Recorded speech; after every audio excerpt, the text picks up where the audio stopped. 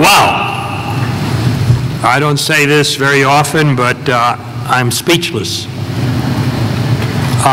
Mark Rosenberg is very happy about that because it means that after the speech, that's it.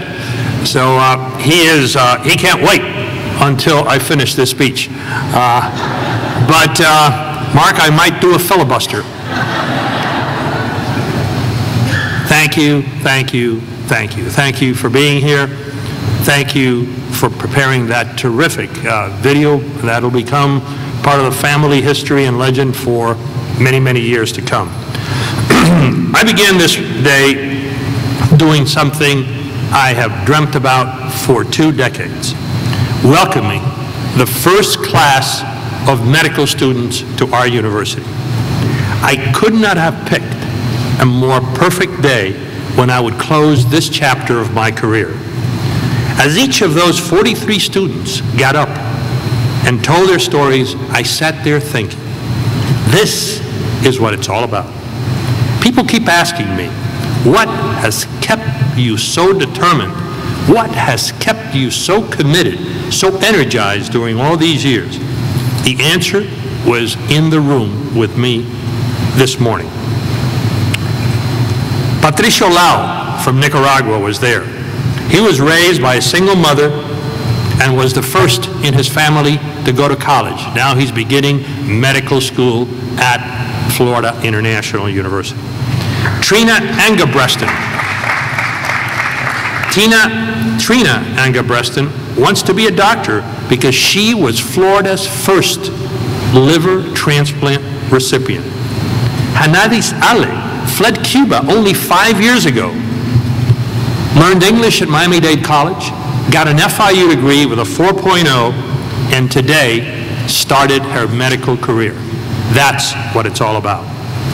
My mother and my father were both teachers. My aunt was a teacher.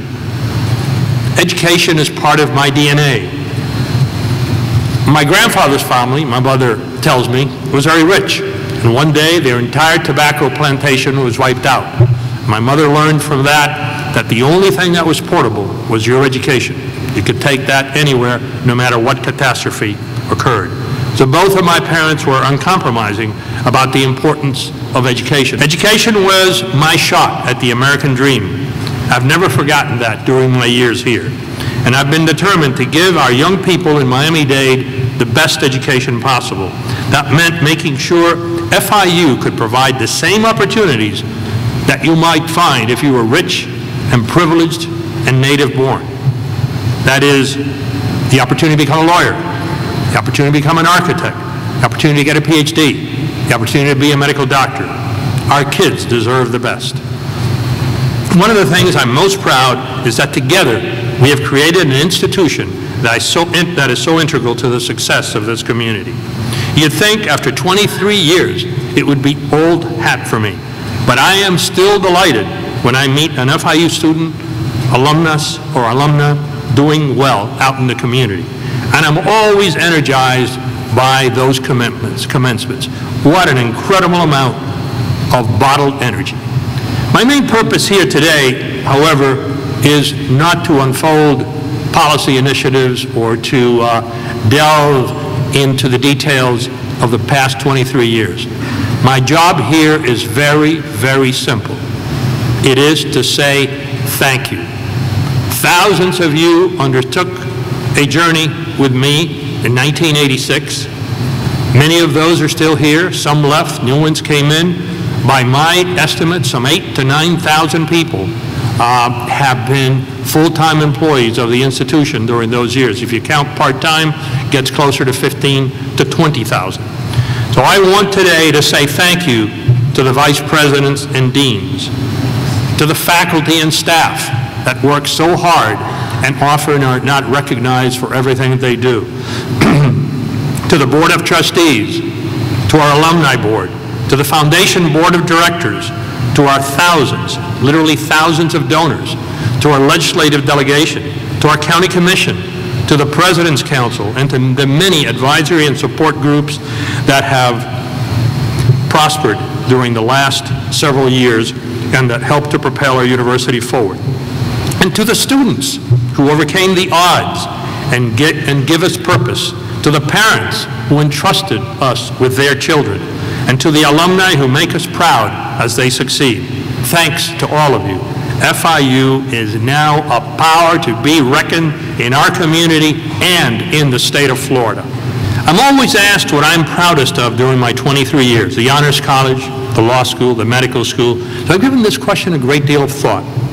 First, I need to tell you that like the eloquent former president of the Czech Republic, I look at my time as your president as having been a magnificent gift of destiny. I have learned so much. I have grown so much. I think it's not an exaggeration. Women would particularly appreciate this. When I got here, I was in my 40s. I was a child. I was a child. Jim Mao knows this. And now, as I move on, I'm a man. And FIU helped to make me a man. That's on a personal side. But one of the many things that I am proudest of that we have accomplished together, you, the people in this room, thousands that came before you, others that couldn't make it today, is having been here to witness and spur the transformation of FIU from an upper division college to a major full-service urban research university. And also to personally witness, like I did this morning with the medical students, the transforming power of higher education on hundreds of thousands of young men and women. If you don't come to our commencements, you should try one.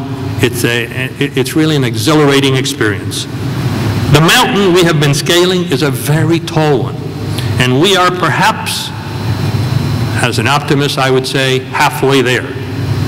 But I can think of no one better to lead us to the top of that mountain than my friend and colleague, Dr. Mark Rosenberg, a man of boundless energy, great personal warmth, exceptional talent, and impeccable integrity. There is indeed much more work to be done, but the die is cast. FIU is well on its way to its date with greatness. Thank you.